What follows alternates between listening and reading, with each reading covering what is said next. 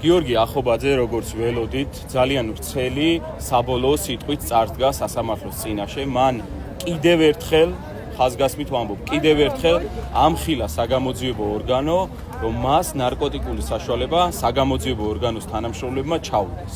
გიორგის მიერ კიდევ ერთხელ მიმოხილული არგუმენტებით და ფაქტობრივი გარემოებებით ნამდვილად დადასტურდა ის, რომ ბრალდების მხარეს არანაირი ურთიერთშეთანხმებული და უთყუარი და დამაჯერებელი მტკიცებულებათა ერთობლიობა არ აქვს სასამართლოში წარმოდგენილი გიორგი ახობაძის საწინააღმდეგო.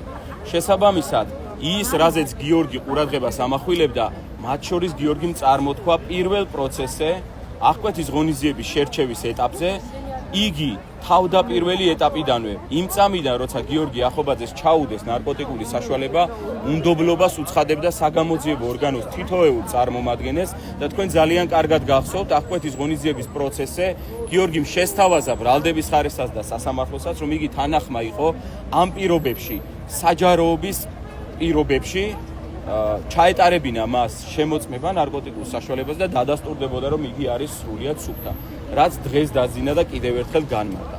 შესაბამისად, მიუხედავად იმისა, რომ დღეს როგორც ბრალდების მხარე, ასევე დაცვის მხარე მოსამართლისვე სიტყვებიდან გამომდინარე ველოდით, რომ გამოცხადდებოდა განაჩენი, რატომღაც გადაწყდა ისე, რომ განაჩენის გამოცხადება გადაიდო და ორშაბათს 10 საათზე გამოცხადდება განაჩენი. დღეს კიდევ ერთხელ დადასტურდა ის, რომ გიორგი ახობაძეს ნარკოტიკული საშუალება არ ჰქონდა და ჩაუდო საგამოძიებო ორგანოს წარმომადგენლებმა.